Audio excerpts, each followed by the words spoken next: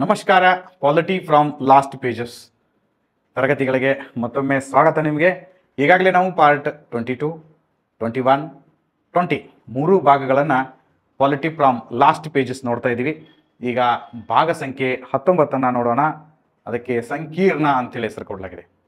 ನಿಮಗೆಲ್ಲ ವಿಚಿತ್ರ ಆಗ್ಬೋದು, ರಾಷ್ಟ್ರಪತಿಗಳು ಮತ್ತು ಗವರ್ನರ್ಗಳು ಯಾರನ್ನಾದರೂ ಕೊಲೆ ಮಾಡಿದ್ರೆ ಅವ್ರ ಮೇಲೆ ಕ್ರಿಮಿನಲ್ ಮೊಕದ್ದಮೆಯನ್ನು ಹೂಡಬಹುದೇ? ರಾಷ್ಟ್ರಪತಿಗಳು ಮತ್ತು ರಾಜ್ಯಪಾಲರು ಯಾವುದಾದ್ರೂ ಕ್ರಿಮಿನಲ್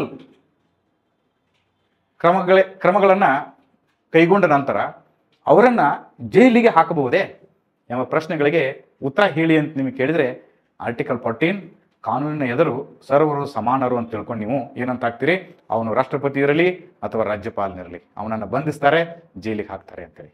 ಬಟ್ ಆ ಥರ ಇಲ್ಲ. ಸಂವಿಧಾನದಲ್ಲಿರ್ತಕ್ಕಂತಹ ಆರ್ಟಿಕಲ್ಸ್ಗಳು ಬೇರೆನೇ ಹೇಳುತ್ತೆ. ಅದು ಯಾವುದು ಏನು ಎಂಬುದ್ರ ಬಗ್ಗೆ ಡಿಸ್ಕಸ್ ಮಾಡೋದೇ ಇವತ್ತಿನ ತರಗತಿಯ ವಿಶೇಷವಾಗಿದೆ. ನಾವು ಆರ್ಟಿಕಲ್ ವೈಸ್ ಡಿಸ್ಕಷನ್ ಮಾಡ್ತಾ ಹೋಗೋಣ.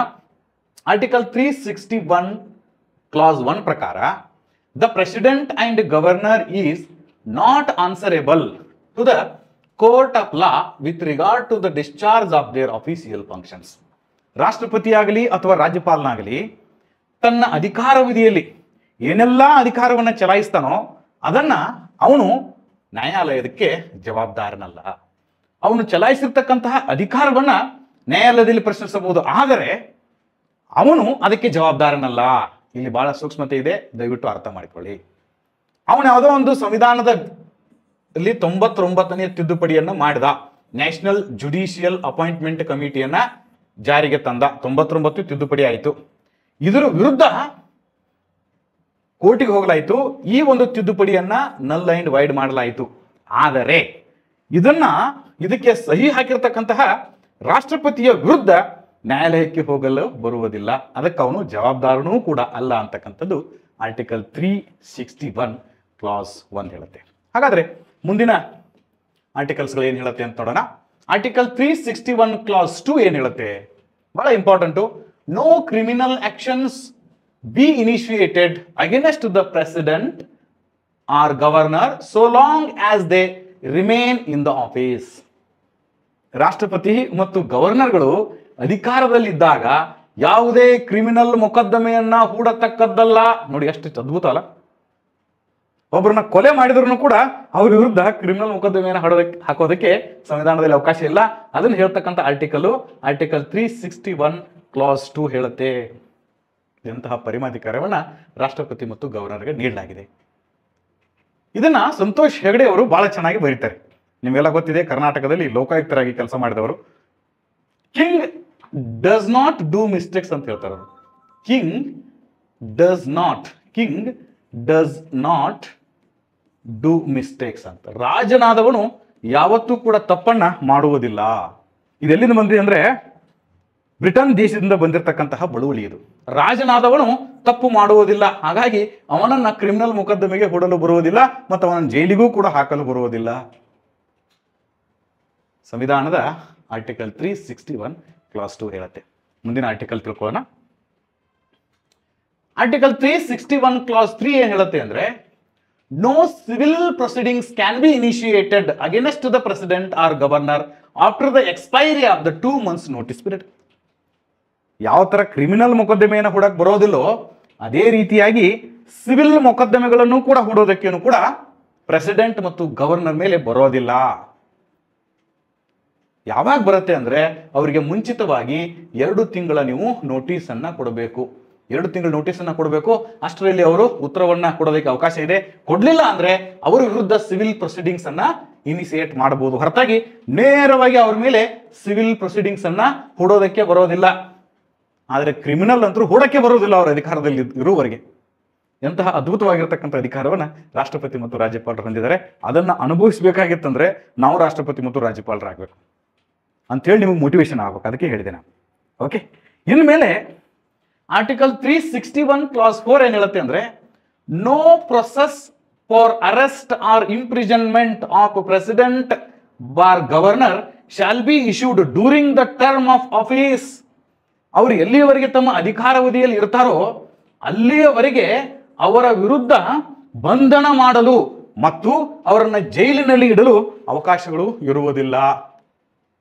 ಹಾಕೋದಕ್ಕೆ ಅವಕಾಶ ಇಲ್ಲ ಅಂತ ಹೇಳುವ ಆರ್ಟಿಕಲ್ 361 ಕ್ಲಾಸ್ 4, 361 ಕ್ಲಾಸ್ 1, 2, 3, 4 ನೀಟಾಗಿ ಬರೆದಿಟ್ಕೊಳ್ಳಿ. ಇಂಥ ಪ್ರಶ್ನೆಗಳನ್ನ UPSC ಪ್ರಿಲಿಮ್ಸ್ ದಲ್ಲಿ ಕೇಳಲಾಗುತ್ತೆ. ನೆಕ್ಸ್ಟ್ ಹೋಗೋಣ.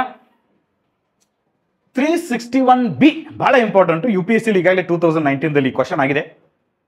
ಲಾಭದಾಯಕ ರಾಜಕೀಯ ಹುದ್ದೆಗೆ ನೇಮಕಕ್ಕೆ ಅನರ್ಹತೆ, ಆಫೀಸ್ ಆಫ್ ಪ್ರಾಫಿಟ್ ಅಂತ ಕರಿತೀವಿ. ಒಬ್ಬ MP ಅಥವಾ MLA article 102 class 1, article 191 class 1 ಪ್ರಕಾರ ಯಾವುದೇ ಲಾಭದಾಯಕ ಹುದ್ದೆಯನ್ನ ಹೊಂದತಕ್ಕದ್ದಲ್ಲ. MLA ಮತ್ತು MP ಗಳು ಯಾವುದೇ ಲಾಭದಾಯಕ ಹುದ್ದೆಯನ್ನ ಹೊಂದತಕ್ಕದ್ದಲ್ಲ. ಓಕೆ, ಹಾಗಾದ್ರೆ ಈ ಲಾಭದಾಯಕ ಹುದ್ದೆ ಅಂದ್ರೆ ಏನು? ಡೆಫಿನಿಷನ್ ಅನ್ನ ಸಂವಿಧಾನದಲ್ಲಿ ಉಲ್ಲೇಖಿಸಿರುವುದಿಲ್ಲ. ಸಂವಿಧಾನದಾಗ ಬರೀ ಏನ್ ಹೇಳ್ತಾರೆ ಅಂದ್ರೆ 102 ಕ್ಲಾಸ್ 1, 191 ಕ್ಲಾಸ್ 1 ಪ್ರಕಾರ MLA ಆದವರು, MP ಆದವರು ರಾಜಕೀಯ ಹುದ್ದೆಗೆ, ಲಾಭದಾಯಕ ರಾಜಕೀಯ ಹುದ್ದೆಗೆ ಆಫೀಸ್ ಆಫ್ ಪ್ರಾಫಿಟ್ ಅನ್ನ ಹೊಂದತಕ್ಕದ್ದಲ್ಲ ಅಂತ ಹೇಳ್ತು. ಹಾಗಾದ್ರೆ ಲಾಭದಾಯಕ ಹುದ್ದೆಗಳು ಯಾವುದು ಅಂತೇಳಿ ಹುಡುಕಿದ್ರೆ ಎಲ್ಲಿಲ್ಲ, ಸಂವಿಧಾನದಲ್ಲಿ ಅದರ ಉಲ್ಲೇಖನ ಇಲ್ಲ. ಆದರೆ ನ್ಯಾಯಾಲಯದಲ್ಲಿ ಆಗಿರತಕ್ಕಂಥ ಹಲವಾರು ತೀರ್ಪುಗಳಿಂದ ಇದನ್ನ ವ್ಯಾಖ್ಯಾನಿಸಲಾಗಿದೆ. ಮೊಟ್ಟ ಮೊದಲ ಬಾರಿಗೆ 1964ರಲ್ಲಿ ಬಿಹಾರಿಲಾಲ್ ಪ್ರಕರಣದಲ್ಲಿ ಈ ನಿರ್ಧಾರಣಾ ಅಂಶಗಳನ್ನ ಪಟ್ಟಿ ಮಾಡಲಾಗಿದೆ. ಇಂಥ ಕ್ವಶನ್ಸ್ಗಳು IAS ಮತ್ತು KAS ಪ್ರಿಲಿಮ್ಸ್ ದಲ್ಲಿ ಸ್ಟೇಟ್ಮೆಂಟ್ ಕೊಟ್ಟು ಕೇಳ್ತಾನೆ. 1964 ಬಿಹಾರಿಲಾಲ್ ಪ್ರಕರಣದಲ್ಲಿ ಯಾವ ಅಂಶಗಳನ್ನ ಮುಂದಿಟ್ಟುಕೊಂಡು ಲಾಭದಾಯಕ ಹುದ್ದೆ ಅಂತೇಳಿ ನಿರ್ಣಯಿಸುವುದಕ್ಕೆ ಅವಕಾಶವನ್ನ ಮಾಡಿಕೊಡಲಾಯಿತು ಅಂತಕ್ಕಂಥ ಪ್ರಶ್ನೆಗಳನ್ನ ಕೇಳ್ತಾರೆ. ಹಾಗಾದ್ರೆ ಆ ಒಂದು 5 ಅಂಶಗಳನ್ನ ತಾವು ಬೈಪಟ್ ಮಾಡಬೇಕು. ಇಲ್ಲಿ ನೀಟಾಗಿ ಹೇಳ್ತೀನಿ, ಕೇಳಿಸ್ಕೊಳ್ಳಿ. ಬಿಹಾರಿಲಾಲ್ ಪ್ರಕರಣದಲ್ಲಿ ಪಟ್ಟಿ ಮಾಡಲಾಗಿರ್ತಕ್ಕಂತಹ ನಿರ್ಧಾರಣಾ ಅಂಶಗಳಲ್ಲಿ ಒಂದನೇದು, ಆ ಒಂದು ಕಚೇರಿಗೆ ಕೇಂದ್ರ ಅಥವಾ ರಾಜ್ಯ ಸರ್ಕಾರ ನೇಮಕಾತಿ ಪ್ರಾಧಿಕಾರಿ ಆಗಿದ್ದರೆ, ನಾವು ಉದಾಹರಣೆ ತಿಳ್ಕೊಳ್ಳೋಣ. ಆ ಒಂದು ಕಚೇರಿ ಉದಾಹರಣೆಗೆ ಒಂದು IAS ಅಥವಾ KAS ಆದ್ರೆ ಅಂದ್ರೆ ನೀವು DC ಅಥವಾ ಅಸಿಸ್ಟೆಂಟ್ ಕಮಿಷನರ್ ಆಗ್ತೀರಿ. ಇವ್ರು ಎಲ್ಲಿಂದ ನೇಮಕ ಆಗ್ತಾರೆ? ಕೇಂದ್ರ ಸರ್ಕಾರದಿಂದ ಮತ್ತು ರಾಜ್ಯ ಸರ್ಕಾರದಿಂದ ನೇಮಕಾತಿ ಆಗ್ತಾರೆ. ಕೇಂದ್ರ ಸರ್ಕಾರದಿಂದ ಮತ್ತು ರಾಜ್ಯ ಸರ್ಕಾರದಿಂದ ನೇಮಕಾತಿ ಆಗ್ತಾರೆ. ಹಿಂಗ ನೇಮಕಾತಿ ಆಗಿದ್ರಂದ್ರೆ ಅವರು ಆಫೀಸ್ ಆಫ್ ಪ್ರಾಫಿಟ್ ದಲ್ಲಿ ಬಂದ್ರು ಅಂತ ಅರ್ಥ. ಒಂದನೇ ಅಂಶ ಗೊತ್ತಾಯ್ತಾ? ಆ ಕಚೇರಿಗೆ ಕೇಂದ್ರ ಮತ್ತು ರಾಜ್ಯ ಸರ್ಕಾರ ನೇಮಕಾತಿ ಪ್ರಾಧಿಕಾರ ಆಗಿದ್ದಾರೆ. ಎರಡನೇದು, ಆ ಹುದ್ದೆಗಳನ್ನ ಕೇಂದ್ರ ಮತ್ತು ರಾಜ್ಯ ಸರ್ಕಾರ ತೆಗೆದು ಹಾಕುತ್ತಿದ್ದರೆ. ನೋಡಿ, ಈಗ IAS ಮತ್ತು KAS ಮಾಡಿ DC AC ಆದ್ರೆ ನಿಮ್ಮನ್ನ ತೆಗೆದು ಹಾಕ್ತಕ್ಕಂಥ, ರಿಮೂವ್ ಮಾಡ್ತಕ್ಕಂಥ ಅಧಿಕಾರ ಯಾರಿಗೆ ಅಂದ್ರೆ ಕೇಂದ್ರ ಮತ್ತು ರಾಜ್ಯ ಸರ್ಕಾರಕ್ಕಿದೆ. ಸೊ ದಟ್ ಇದು ಕೂಡ ಆಫೀಸ್ ಆಫ್ ಪ್ರಾಫಿಟ್. ಇನ್ನು ಮೂರನೇದು ಏನಂದ್ರೆ, ಆ ಹುದ್ದೆಗಳಿಗೆ ಕೇಂದ್ರ ಮತ್ತು ರಾಜ್ಯ ಸರ್ಕಾರ ವೇತನ ನಿರ್ಧರಿಸುತ್ತಿದ್ದರೆ. ನೀವೀಗ PDO ಆಗ್ತೀರಪ್ಪ, ಅಥವಾ ಹೌದಾ, PDO ಆಗ್ತೀರಿ, ಅಥವಾ ಗ್ರೂಪ್ C ಆಗ್ತೀರಿ, ಅಥವಾ ಸ್ಟಾಫ್ ಸಿಲೆಕ್ಷನ್ ಕಮಿಷನ್ ದಲ್ಲಿ ಏನೋ ಒಂದು ಇನ್ಸ್ಪೆಕ್ಟರ್ ಆಗ್ತೀರಿ. ನಿಮಗೆ ವೇತನವನ್ನು ಯಾರು ಕೊಡ್ತಾರೆ? ಕೇಂದ್ರ ಸರ್ಕಾರ. ಸ್ಟಾಫ್ ಸಿಲೆಕ್ಷನ್ ಕಮಿಷನ್ ದಲ್ಲಿ ಆದ್ರೆ ಅಂದ್ರೆ ಕೇಂದ್ರ ಸರ್ಕಾರ ವೇತನ ಕೊಡ್ತದ. PDO ಆದ್ರೆ ಅಂದ್ರೆ ರಾಜ್ಯ ಸರ್ಕಾರ ನಿಮಗೆ ವೇತನ ಕೊಡ್ತದ. ಹಂಗ ವೇತನ ನಿರ್ಧರಿಸ್ತಾರಲ್ಲ, ಅದನ್ನು ಕೂಡ ಲಾಭದಾಯಕ ಹುದ್ದೆ ಅಂತ ಕರಿತೀವಿ ನಾವು. ಇನ್ನು ನಾಲ್ಕನೇದು ಏನಂದ್ರೆ, ವೇತನವನ್ನ ಯಾವ ನಿಧಿಯಿಂದ ಪಾವತಿಸುತ್ತಾರೆ? ನಿಮಗೆ consolidate fund of India, consolidate fund of state ಅಂತ ಬರ್ತವೆ, ಕಾಂಟಿಜೆನ್ಸ್ ಫಂಡ್ ಆಫ್ ಇಂಡಿಯಾ ಅಂತ ಬರ್ತವೆ, ಕಾಂಟಿಜೆನ್ಸ್ ಫಂಡ್ ಆಫ್ ಸ್ಟೇಟ್ ಅಂತ ಬರ್ತವೆ, ಇನ್ನೊಂದು ಪಬ್ಲಿಕ್ ಅಕೌಂಟ್ ಅಂತ ಇದೆ. ಈ ತರ 3 ಫಂಡಿಂಗ್ ಸಿಸ್ಟಮ್ ನಮ್ಮಲ್ಲಿ ಬರ್ತವೆ. ಯಾವ ಒಂದು ನಿಧಿಯಿಂದ ವೇತನವನ್ನು ಅವರಿಗೆ ಪಾವತಿಸ್ತಾರೆ, ಅದರ ಆಧಾರದ ಮೇಲೆ ಲಾಭದಾಯಕ ಹುದ್ದೆ ಯಾವುದು ಅಂತ ಹೇಳಿ ನಿರ್ಧಾರ ಮಾಡ್ತಾರೆ. ಕೊನೆಯದು ಯಾವುದಂದ್ರೆ, ಆ ಹುದ್ದೆಯಿಂದ ಯಾವ ಅಧಿಕಾರ ಸಿಗುತ್ತದೆ? ನಿಮ್ಮ ನೇಮಕ ಮಾಡಿದ ತಕ್ಷಣ, DC ಆಗಿ ನೇಮಕ ಮಾಡಿದ ತಕ್ಷಣ ನಿಮ್ಗೆ ಎಂತ ಅಧಿಕಾರ ಸಿಗ್ತದೆ? ಅದರ ಆಧಾರದ ಮೇಲೆ ಒಂದು ಲಾಭದಾಯಕ ಹುದ್ದೆ ಯಾವುದು ಅಂತೇಳಿ 1964ನೇ ಇಸ್ವಿಯಲ್ಲಿ ಬಿಹಾರಿಲಾಲ್ ಪ್ರಕರಣದಲ್ಲಿ ಈ ಅಂಶಗಳನ್ನ ಪಟ್ಟಿ ಮಾಡಲಾಗಿದೆ. ಇಂಥ ಪ್ರಶ್ನೆಗಳನ್ನ ಪ್ರಿಲಿಮ್ಸ್ ಅಲ್ಲಿ ಕೇಳ್ತಾರೆ. ನೀವೇನ್ ಮಾಡ್ತೀರಿ? ಪೊಲಿಟಿ ಫ್ರಮ್ ಫಸ್ಟ್ ಪೇಜ್ ತಿಳ್ಕೊಂಡು fundamental rights, fundamental duties, DPSP, ಸಂವಿಧಾನದ ಪೀಠಿಕೆ, ಹಿಸ್ಟಾರಿಕಲ್ ಬ್ಯಾಕ್ಗ್ರೌಂಡ್, 1800 ಅವೆಲ್ಲ ಆಕ್ಟ್ಸ್ ಅದಾವಲ್ಲ, ಕೌನ್ಸಿಲ್ ಆಕ್ಟ್ಸ್ಗಳು ಬೈಪಟ್ ಮಾಡಿರ್ತೀರಿ. ಲಾಸ್ಟ್ ಬರುಗುಟಿಗೆ ಟೈಮ್ ಮುಗಿದಿರ್ತೈತಿ, ಇದನ್ನ ನಾವು ಓದೇ ಇಲ್ಲ ಅಂತ ಹೊರಗೆ ಬರ್ತೀವಿ. ಪಾಲಿಟಿಯಲ್ಲಿ 15 ಮಾರ್ಕ್ಸ್ ತಗೊಳ್ಳೋರಿಗೆ ಘಟನಾ ಪಾಠ ಮಾಡೋದು. ಔಟ್ ಆಫ್ 15 ತಗೋತಿರಲ್ಲ, ಅವರಿಗೆ ಒಟ್ಟು ಬಿಡ್ತಕ್ಕದ್ದಲ್ಲ. ಈ ಅಂಶಗಳನ್ನ ನಿಮಗೆ ಕೇಳಬಹುದು. ನೆಕ್ಸ್ಟ್ ಏನ್ ಮಾಡೋಣ ಅಂದ್ರೆ, ಹಂಗಾದ್ರೆ ಪಾರ್ಲಿಮೆಂಟ್ ಒಂದು PD ಆಕ್ಟ್ 1959 ಅಂತಿದೆ.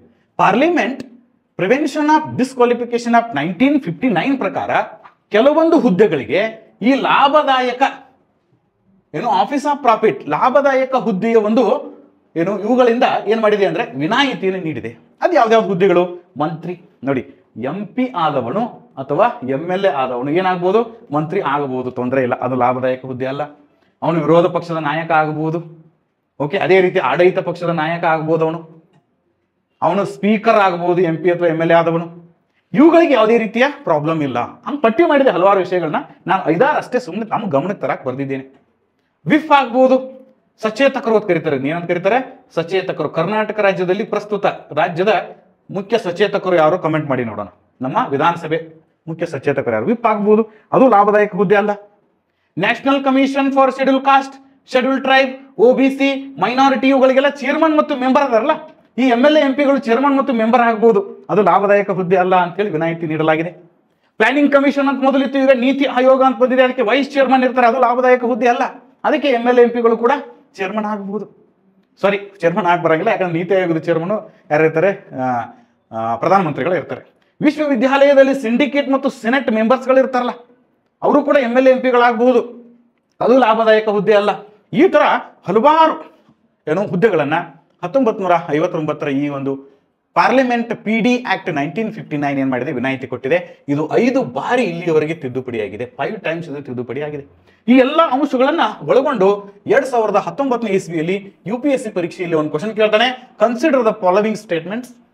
Statement number 1, the parliament PD act 1959 exempt several posts from disqualification on the grounds of office of profit. OP ಅಂದ್ರೆ ಶಾರ್ಟ್ಕಟ್ ನಲ್ಲಿ ಆಫೀಸ್ ಆಫ್ ಪ್ರಾಫಿಟ್ ಅಂತ ತಿಳ್ಕೊಳ್ಳಿ. ಈ ಸ್ಟೇಟ್ಮೆಂಟ್ ಸರಿಯೋ ತಪ್ಪೋ? Second statement, the above mentioned act was amended 5 times, 5 ಬಾರಿ ಈ ಒಂದು ಕಾಯ್ದೆ ತಿದ್ದುಪಡಿಯಾಗಿದೆ. Next, the term of office of profit is well defined in the constitution of India. ಈ ಆಫೀಸ್ ಆಫ್ ಪ್ರಾಫಿಟ್ ಅಂತಕ್ಕಂತಹ ಒಂದು ಟರ್ಮ್ ಭಾರತ ಸಂವಿಧಾನದಲ್ಲಿ ಇದನ್ನ ಡೆಫಿನಿಷನ್ ಮಾಡಲಾಗಿದೆ, ವ್ಯಾಖ್ಯಾನ ಮಾಡಲಾಗಿದೆ ಅಂತ ಕೊಟ್ಟಿದ್ದಾನೆ. ಇದರಲ್ಲಿ ಯಾವುದು ಸರಿ? 1, 2 ಸರಿನೋ, 3 ಮಾತ್ರ ಸರಿನೋ, 2, 3 ಸರಿನೋ, 1, 2, 3 ಸರಿನೋ? ನಿಮಗೆಲ್ಲ ಈಗಾಗಲೇ ಹೇಳಿದಾಗೆ ಇದು 1ನೇದು ಸರಿ ಇದೆ. ಆಫೀಸ್ ಆಫ್ ಪ್ರಾಫಿಟ್ ಅಂತಕ್ಕಂಥದ್ದನ್ನ ಎಲ್ಲಿ ದ ಪಾರ್ಲಿಮೆಂಟ್ ಕೆಲವೊಂದು ಪೋಸ್ಟ್ಗಳನ್ನ ಎಕ್ಸೆಂಪ್ಟ್ ಮಾಡಿದೆ, ಸರಿ ಇದೆ. ಈ ಒಂದು ಆಕ್ಟ್ 5 ಸರಿ ತಿದ್ದುಪಡಿಯಾಗಿದೆ, ಇದು ಸರಿ ಇದೆ. ಆದರೆ ಈ ಒಂದು ಆಫೀಸ್ ಆಫ್ ಪ್ರಾಫಿಟ್ ಅಂತಕ್ಕಂಥದ್ದನ್ನ ಭಾರತ ಸಂವಿಧಾನದ ಎಲ್ಲಿಯೂ ಕೂಡ ಡೆಫಿನಿಷನ್ ಕೊಟ್ಟಿಲ್ಲ, ವ್ಯಾಖ್ಯಾನ ಕೊಟ್ಟಿಲ್ಲ. ಹಾಗಾದ್ರೆ ಇದೇನಾಗ್ತದೆ? ತಪ್ಪಾಗ್ತದೆ. So that 192 are correct, 192 are correct. Option A ಏನಾಗ್ತದೆ? ಕರೆಕ್ಟ್ ಆಗ್ತದೆ. ಈ ತರಹದ ಪಾಲಿಟಿ ಫ್ರಮ್ ಲಾಸ್ಟ್ ಪೇಜಸ್ನಲ್ಲಿ ಹಲವಾರು ಪ್ರಶ್ನೆಗಳು ನಿಮಗೆ ಬರೋದಕ್ಕೆ ಸಾಧ್ಯತೆ ಇದೆ. ಇವುಗಳನ್ನ ದಯವಿಟ್ಟು ತಾವು ಅರ್ಥ ಮಾಡ್ಕೋಬೇಕು. ಇನ್ನು ಕೊನೆ ಸ್ಲೈಡ್ ಏನಂದ್ರೆ ಕೆಲವೊಂದು ಕೇಸ್ ಸ್ಟಡೀಸ್ ಹೇಳ್ತೀನಿ, ಇಂಥ ಪ್ರಕರಣಗಳು ಎಲ್ಲೆಲ್ಲಿ ಬಂದಿತ್ತು ಅಂತ. 2006ರಲ್ಲಿ 2006ನೇ ಇಸ್ವಿಯಲ್ಲಿ ಕೇಂದ್ರದಲ್ಲಿ ಕಾಂಗ್ರೆಸ್ ಸರ್ಕಾರ ಅಧಿಕಾರದಲ್ಲಿ ಇರ್ತದ. ಕಾಂಗ್ರೆಸ್ ಸರ್ಕಾರ ಅಧಿಕಾರದಲ್ಲಿ ಇದ್ದಾಗ ಕಾಂಗ್ರೆಸ್ಸಿನ ಅಧ್ಯಕ್ಷರು MP ಕೂಡ ಆಗಿದ್ರು, ನ್ಯಾಷನಲ್ ಅಡ್ವೈಸರಿ ಕೌನ್ಸಿಲ್ದು ಚೇರ್ಮನ್ ಕೂಡ ಆಗಿದ್ರು. ಆಫೀಸ್ ಆಫ್ ಪ್ರಾಫಿಟ್ ಪ್ರಶ್ನೆ ಇದ್ದಾಗ ಅವರು ತಮ್ಮ MP ಸ್ಥಾನಕ್ಕೆ ಏನ್ ಕೊಟ್ಟರು? ರಾಜೀನಾಮೆಯನ್ನ ಕೊಟ್ಟರು. ಅದೇ ರೀತಿ 2006ನೇ ಇಸ್ವಿಯಲ್ಲಿ ಜಯಾ ಬಚ್ಚನ್, ನಿಮ್ಗೆಲ್ಲ ಗೊತ್ತಿದೆ, ಜಯಾ ಬಚ್ಚನ್ ಯಾರು ಹೆಂಡತಿ? ಅಮಿತಾಬ್ ಬಚ್ಚನ್ ಅವ್ರ ಹೆಂಡತಿ.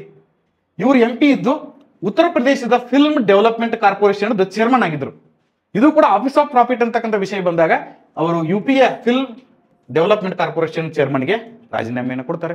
ಅದೇ ರೀತಿ 2018ನೇ ಇಸ್ವಿಯಲ್ಲಿ ದೆಹಲಿ ವಿಧಾನಸಭೆಯಲ್ಲಿ ಅರವಿಂದ್ ಕೇಜ್ರಿವಾಲ್ ಅವರು ಮುಖ್ಯಮಂತ್ರಿ ಆಗಿದ್ದಾಗ 20 MLAಗಳನ್ನ ಸಂಸದೀಯ